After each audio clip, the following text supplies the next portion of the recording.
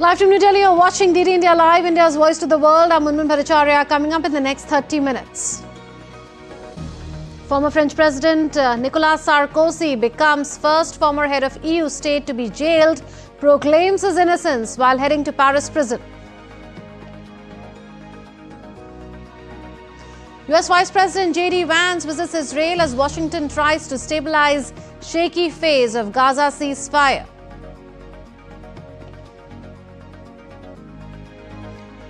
Conservative nationalist Sanae Takaichi elected as Japan's first female Prime Minister. PM Modi congratulates Takaichi on her election as PM. India upgrades its technical mission in Kabul to a full-fledged embassy.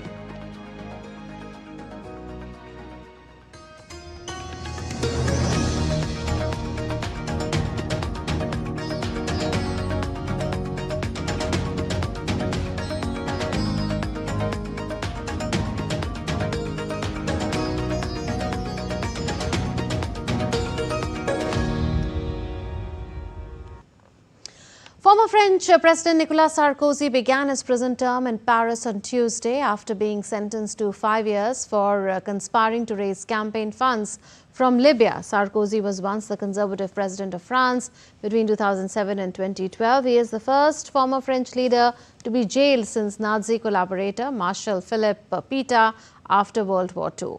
This conviction ends years of legal investigations into claims that Sarkozy's 2007 election campaign received millions of euros in cash from Libyan leader Muammar Gaddafi, who was later overthrown and killed during the Arab Spring uprisings.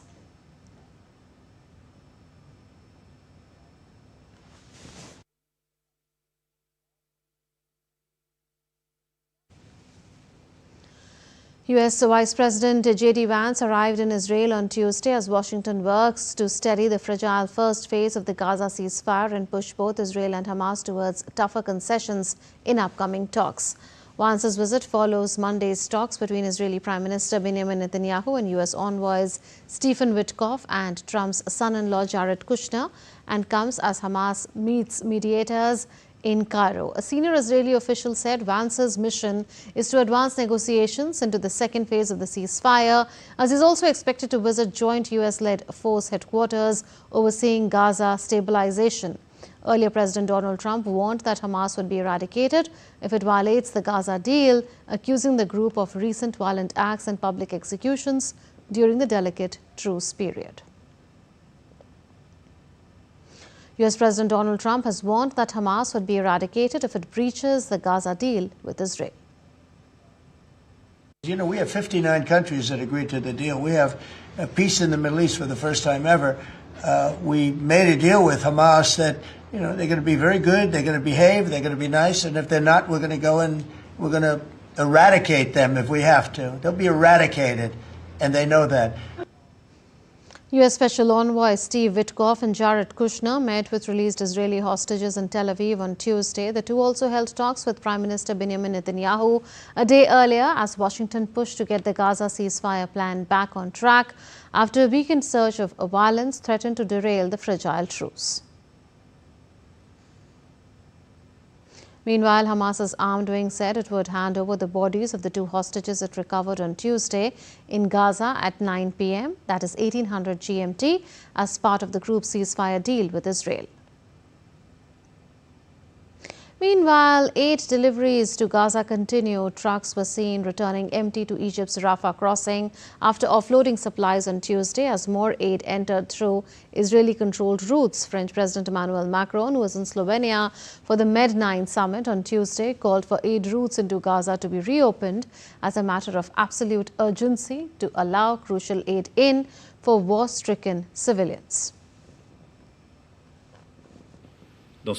In this context, it is also why we wish to remain committed along with our European, Arab and US partners to immediately obtain, and this is a matter of absolute urgency, the reopening of humanitarian sites and routes so that aid, food and basic necessities can be brought to the population, and also of course to assist the injured, all the most vulnerable individuals and families who need to be evacuated from the territory of Gaza to be cared for in hospitals in the region.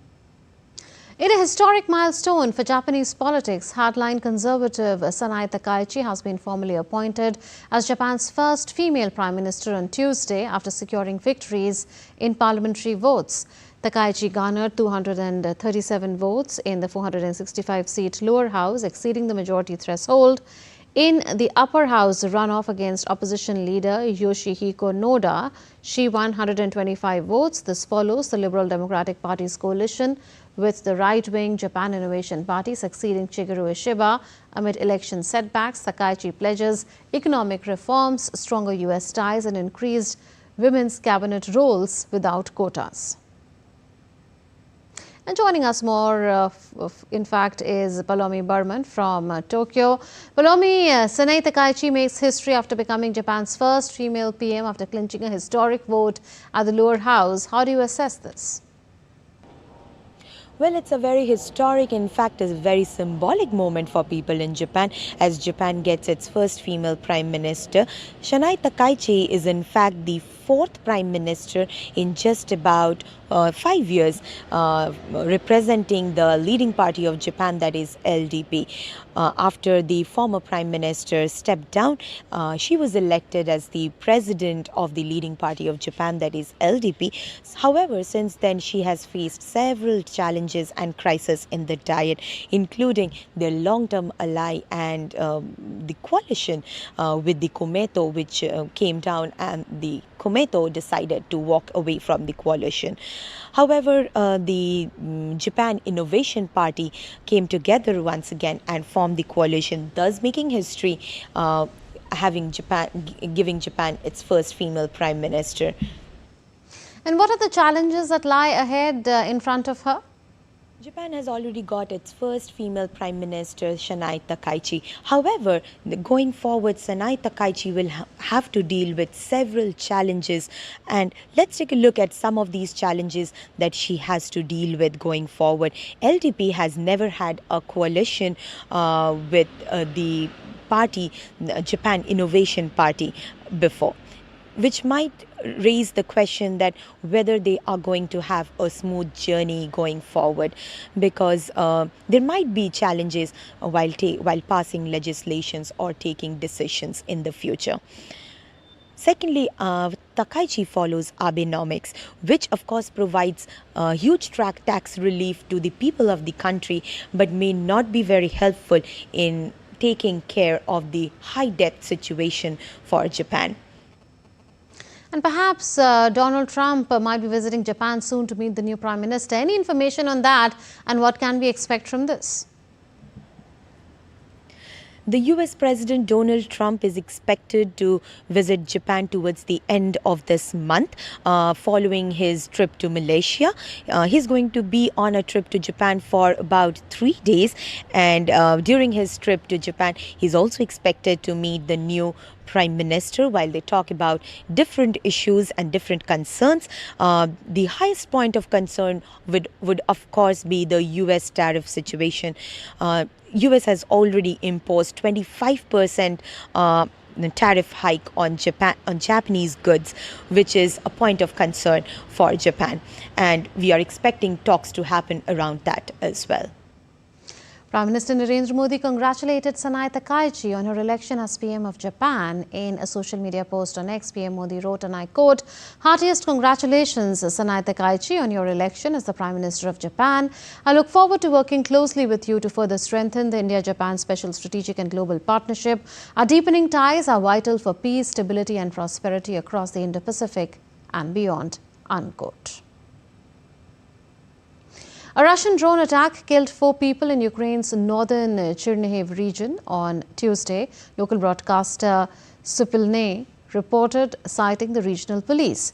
According to preliminary information, 4 others were wounded in the town of Novohord Seversky, including a 10-year-old child. The Chernihiv residents sought warmth and power at emergency tents after Russian aerial attacks knocked out the utilities. US President Donald Trump and Australian Prime Minister Anthony Albanese signed a critical minerals agreement on Monday as part of a wide-ranging critical minerals agreement signed with an aim of countering China's hold over the industry. Both countries will contribute $1 billion over the next 6 months for joint projects. The US Export-Import Bank, or EXIM, said it sent 7 letters of interest totaling more than $2.2 billion to advance US-aligned critical minerals projects in Australia.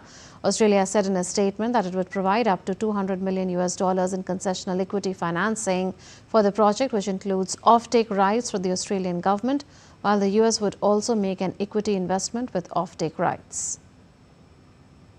We are discussing critical minerals and rare earths, and we're going to be signing an agreement that's been negotiated over a period of 4 or 5 months. And it was sort of good timing that we got it done just in time for the visit. And we work together very much on rare earths, critical minerals, and lots of other things. The EU Foreign Policy Chief Kaja Kallas said that Trump is sincere about trying to end the conflict in Ukraine, but talks which exclude Ukraine and Europe will be inconclusive. European Union officials encourage new measures to support Ukraine's energy security, adding the latest package of sanctions on Russia will not be the last. I think President Trump is sincere in trying to end this war. That is very clear. We also want to end this war. Ukrainians definitely want to end this war. Who doesn't want to end this war is Russia. We should not be distracted. I think our course here is very, very clear.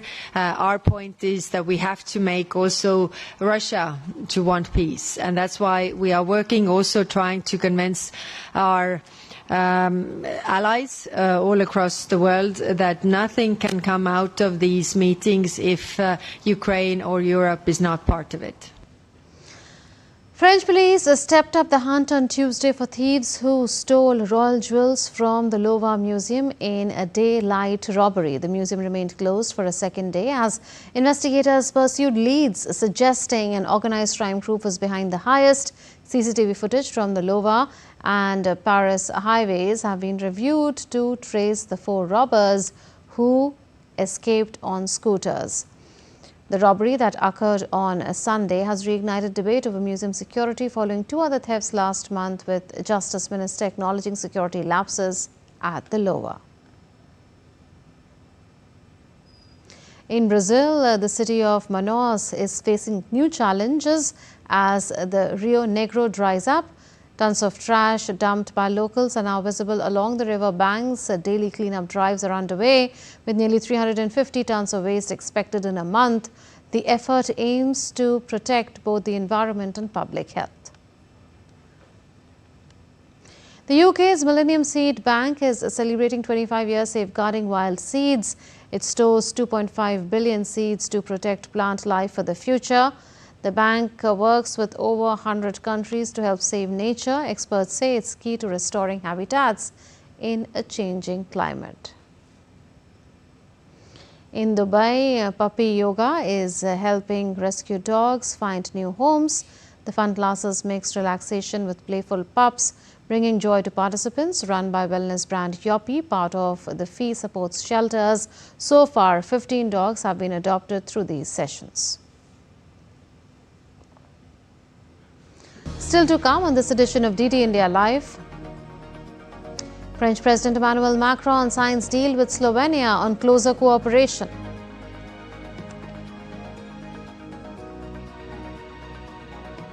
Arsenal set for a blockbuster clash against Atletico Madrid in the UEFA Champions League.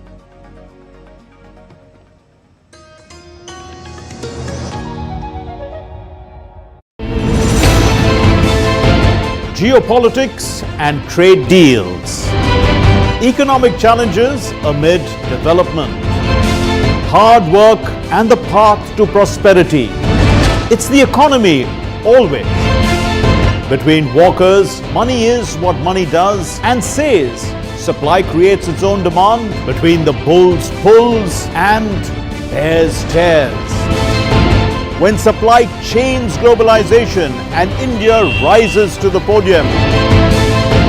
We'll get you centered with the economic brief at 8 p.m. every Thursday on DD India.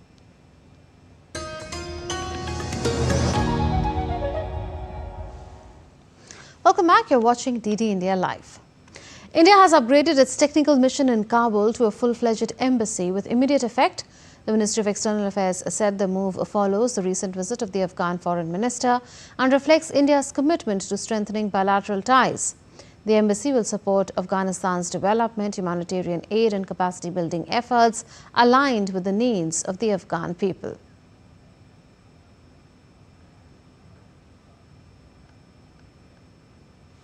Argentina's central bank signed a $20 billion exchange rate stabilization agreement with the U.S. Treasury Department 6 days ahead of a key midterm election. The agreement sets forth terms for bilateral currency swap operations between the U.S. and Argentina. The arrangement with banks and investment funds would be backed by International Monetary Fund special drawing rights held in the Treasury's Exchange Stabilization Fund that will be converted to dollars.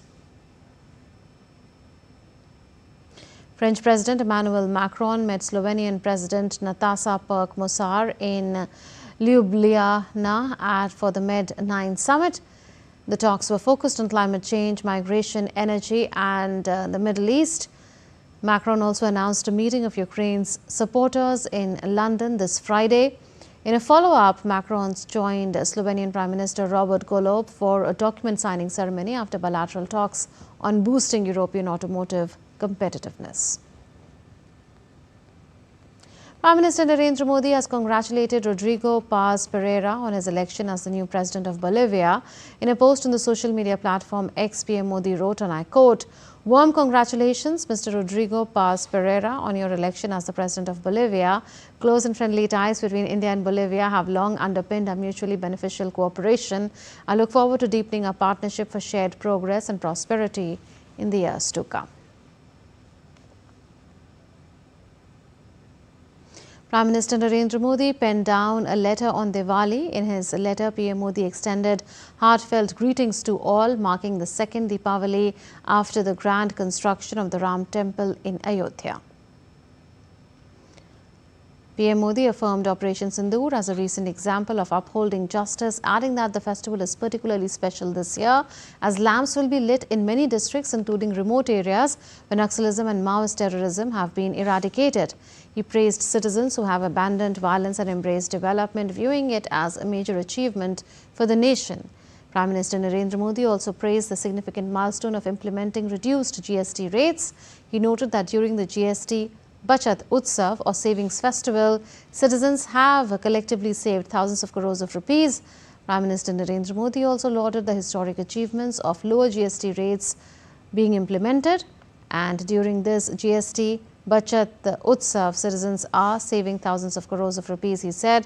He articulated that in a world going through multiple crises, Bharat has emerged as a symbol of both stability and sensitivity.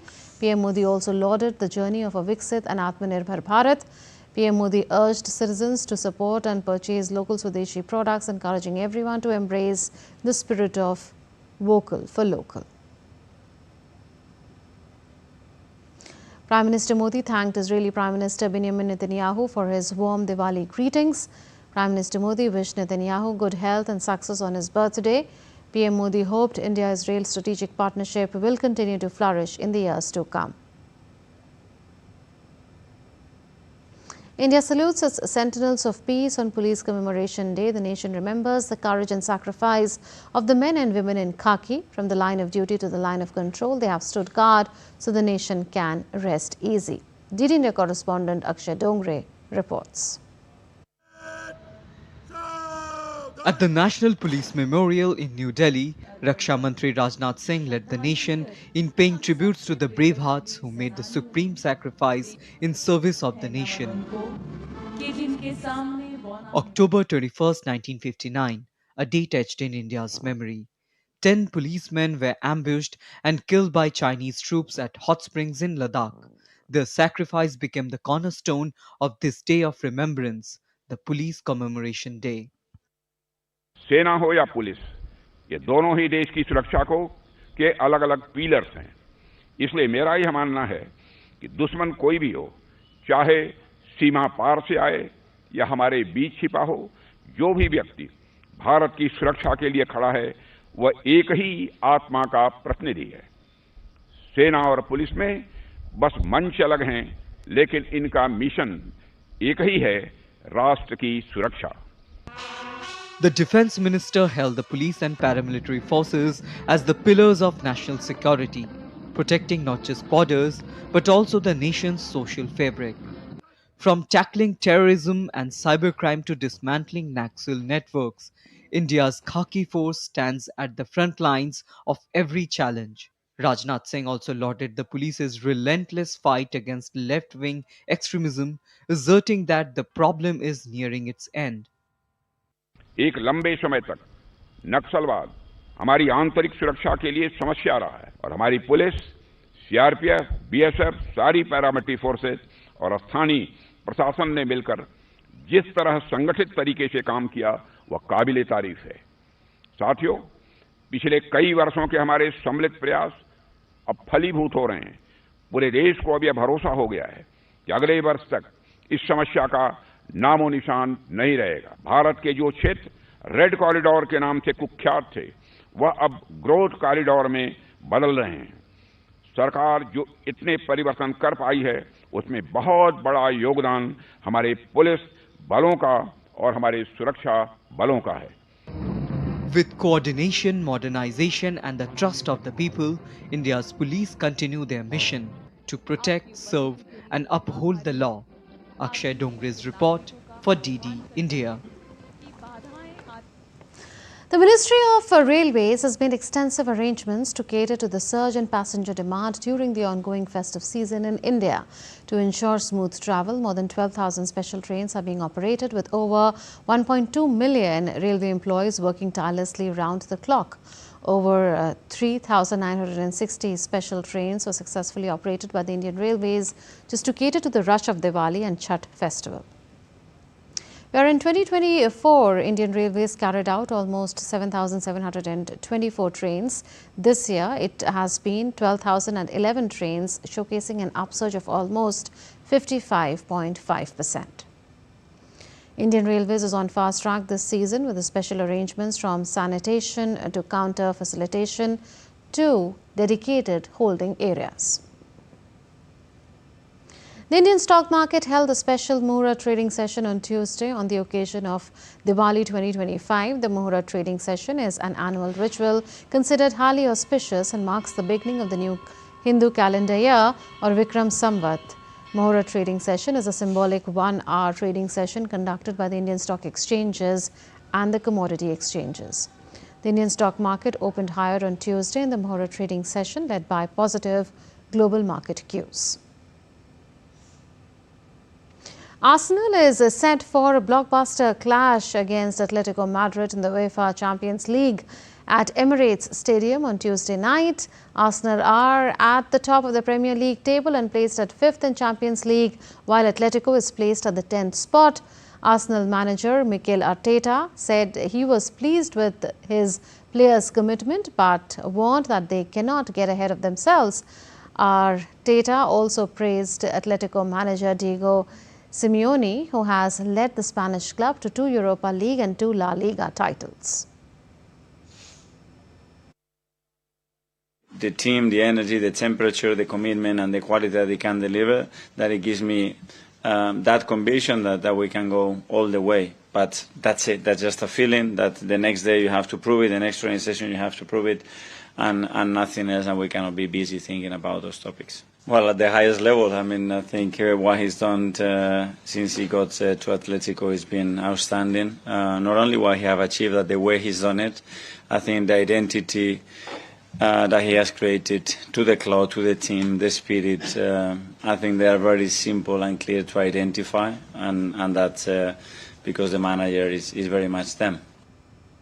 The Indian badminton pair of Satvik Sairaj Ranki Reddy and Chirag Shetty have entered into the top 5 of the men's world rankings on Tuesday after 1 year.